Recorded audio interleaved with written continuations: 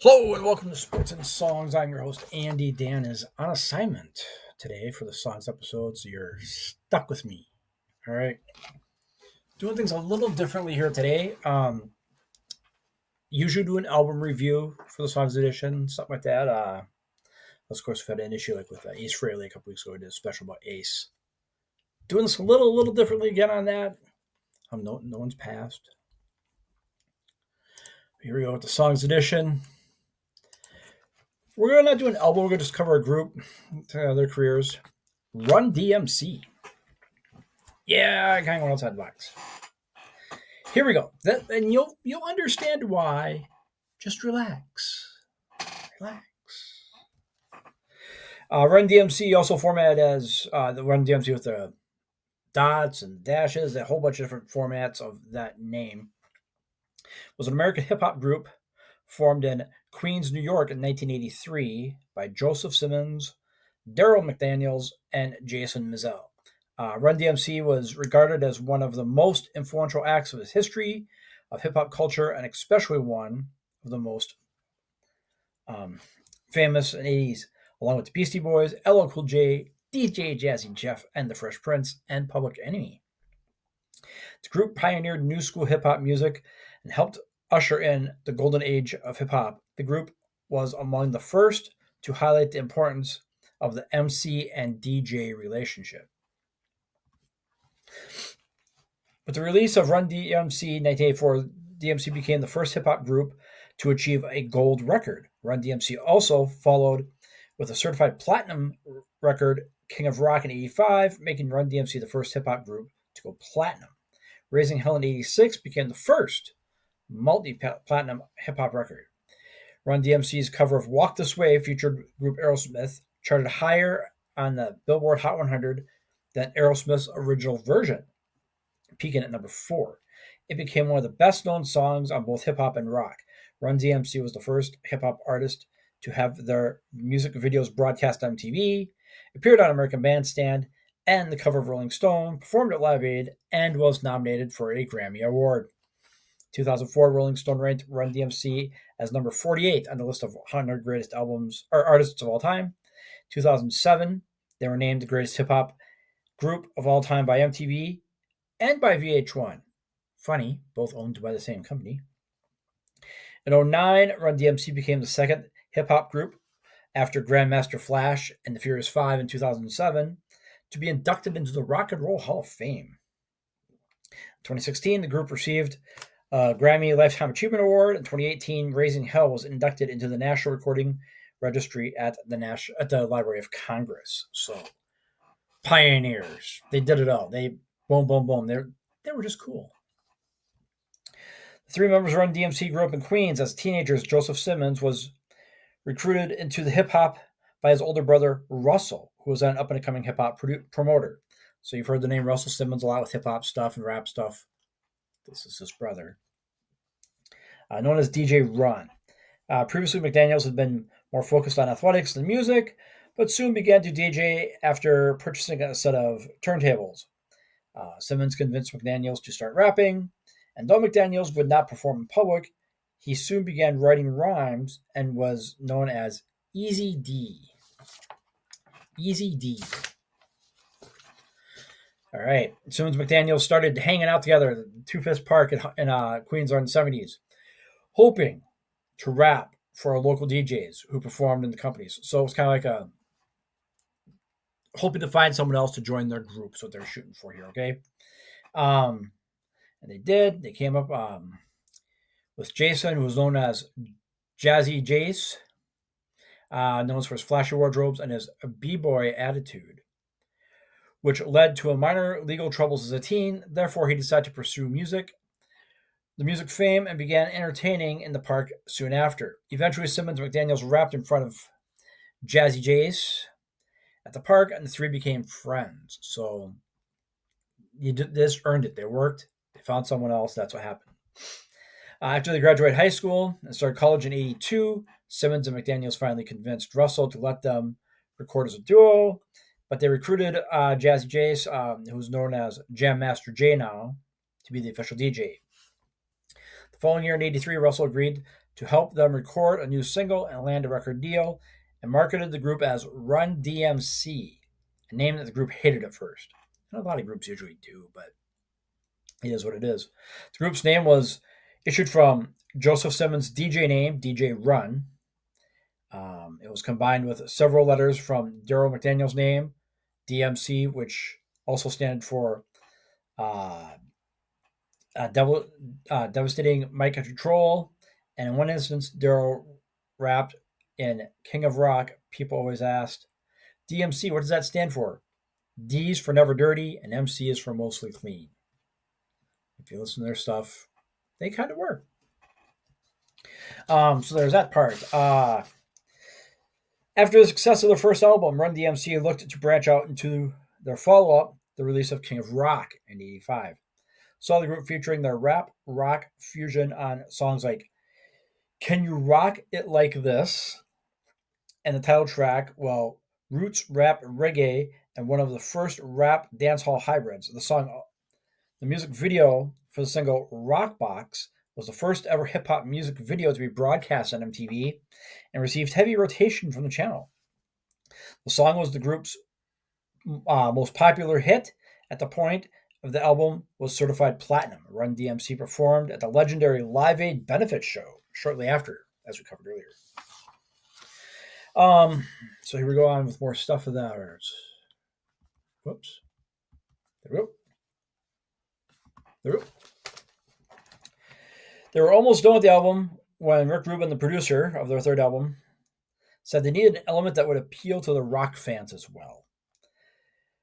They spurred with the single Walk This Way, a collaboration with the group Aerosmith, who years earlier had done their original version on the classic hard rock song on their album, Toys in the Attic. Great album. The original intention was to just rap over a sample of the song. But Rubin and Jay insisted on doing a complimentary cover or a complete cover version. Members of the group Aerosmith, Steven Tyler and Joe Perry, seen here, were called in to join Run DMC in the studio and add their vocals and guitars. The song would become one of the biggest hits of the 1980s, reaching number 4 on the Hot 100 and cemented Run DMC's crossover status. It also resurrected Aerosmith's career. The single My Adidas, like the tennis shoe, led the group to signing a $1.6 million endorsement deal with the athletic apparel brand Adidas. Adidas formed a long-term relationship with Run DMC and hip-hop and has been described as the beginning of what has become known as hip-hop fashion. Hip-hop fashion. So Aerosmith was kind of, their career was there. They did this. There was a lot of rock and rap or hip-hop and rock crossovers. Run DMC was always kind of border on that rock sound anyway. This just kind of helped everybody. Everybody won in this one. After spending 1987 on tour supporting Raising Hell, Run DMC released Tougher Than Leather in '88. The album saw the group discarding much of their rap rock reasons for the glitter, more simple, heavy sound. Despite not selling as well as its predecessor, the album boasted several strong singles, including Run's House, Beats the Rhyme, and Mary Mary. Mary Mary is a very underrated song, very great song. If you don't get the whole album, on your Spotify, look up Mary Mary by Run DMC. Good song. Though at the time considered a disappointing follow-up to the blockbuster Raising Hell, the album has grown in stature. In the 2000 liner notes for the album's re-release, Chuck D of Public Enemy would call the album a spectacular performance against all odds and expectations. Well said, Chuck. Well said. After a 3-year hiatus that seemingly saw the rap music move on without them, the rejuvenated Run DMC returned in '93 with Down with the King, boldly building on the gritty sound of Tougher Than Leather and adding some religious references to the album. We'll find out more about that later. Why? Just hang on. Over the next few years, the group did very little recording. Mazel produced and mentored up-and-coming artists such as Oxen and 50 Cent, whom he eventually signed to his label. Simmons got divorced, remarried, and began to focus on his spiritual endeavors and becoming a reverend. hence Reverend Run. It was a show for a while, reality show for a while. He also wrote a book along with his brother Russell. McDaniels also made an appearance in the Notorious B.I.G.'s 1987 double album, Life After Death, and focused on raising his family. There's one sad note here. Mazzo was shot on this date, October 30th, 2002, and killed at the recording studio in Queens. So this date just kind of happens to be on that. This is the anniversary of that date. The murder wasn't really solved until 2020, and in 2024 is when everybody was found dead. So it took 22 years for us to come around. It kind of goes on here to say that was a note. And in 2004, Rolling Stone ranked them as number 48 on the list of 100 greatest artists of all time. 2007, I mentioned that. Historically, the group achieved a number of notable firsts in hip hop music. They were the number one R&B charting hip hop album. The second hip hop artist ever to appear on Bandstand, Sugar Hill Gang, was the first to do it in 1981. The first hip hop act to chart in the top 40 more than once. The first hip hop artist with a top 10 charting rap album.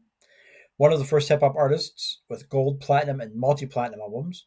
The first hip hop artist to appear on the cover of Rolling Stone magazine. One of the first hip hop acts to receive a Grammy Award nomination. First hip hop act to make a video appearance on MTV, to perform in a major arena, signed to a major product endorsement deal, and the second hip hop act to be inducted into the Rock and Roll Hall of Fame. However, the group's legacy was staunchly anti-drug, which included participating in anti-drug public service announcements, holding anti-drug shows, even including an anti-drug message on their song "It's Tricky." Would be called into question during the lead up to the trial of Jam Master Jay's suspected killers, Carl Jordan Jr. and Ronald Washington, who prosecutors revealed that Jam Master Jay himself would secretly become a high kilo cocaine dealer in 96. It also revealed a number of connections with drug dealings. However, his family still maintains that he didn't use any drugs in the business, and it was used to pay his expenses. The band's song "My Adidas" is also featured on the soundtrack for the film Air. Run DMC was a fairly clean group, like we said there. All I gotta say is if Jam Master Jay was using drugs, if you will, the songs never promoted it. It's tricky, it's tricky. I don't think I ever heard any drug overtones or pro-drug message in any of their songs. Being a child of MTV, mid-'80s there, a lot of the mullet wearers, myself included, we liked Run DMC. We got it. It was cool. They did their crossover with Aerosmith. I liked them before that. Liked them after that. It was something different. It was a little on the rock side. It wasn't the pop hip hop like a Run DMC, or I'm sorry, MC Hammer. It wasn't the cornball stuff like Young MC or Sir Mix-a-Lot, which were all good. But there was a lot of different versions of hip hop and rap at the time. The whole East Coast, West Coast stuff, the hardcore stuff like what Chuck D and Public Enemy had, and all those other groups like that had, Ice Cube, NWA. They all kind of their hardcore rap, and this was something called pop rap or hip hop rap. It was all like rock and roll. We had hair bands, we had hard rock, we had heavy metal, same type of thing. Run DMC though, go out and check them out. Listen to them on Spotify again for the first time. I'm not gonna say go watch the Reverend Run show. That kind of sucked. But you'll listen to their music and you'll have some good memories, some good times. They were fun to listen to. Really fun. That was a great time for music. The videos were nice and corny and cheesy. The Walk This Way video, very funny, very hilarious. Again, corny and cheesy, but that's what MTV was. Yeah, that's where you see the high tops in that video. And you see a lot of rappers after that, even me as a mullet guy, wore my high tops that way. It just was a thing. It was kind of I accepted it. I was a crossover. But yeah, you'll enjoy it. So that's what I gotta say. Let me know your opinions below if you want to hear more hip hop, rap, album reviews, or band reviews like this. I've been thinking of doing some more of those. We got all those coming up. Remember, starting not this week, but next week on Wednesdays, um, we'll be having our new um, the Sports and Songs Community College will be coming out starting on Wednesdays in November. So give that a check. Appreciate you on that. A lot of different things coming up on there. Like music appreciation, a little deeper dive into some artists on stuff like that. Deeper dive on songs or albums. Well, what was the meaning behind this album? What was this song really about? Kind of get our fingers into that a little bit. But we don't go much more than 10, 15 minutes on either. It's not like a 2-hour documentary for these classes, so it's nice and short like these episodes. But again, if you want to hear more hip hop stuff, leave in the comments below. Any other thoughts or memories you have of Run DMC and other crossover bands, let me know. We appreciate it. Talk to you later.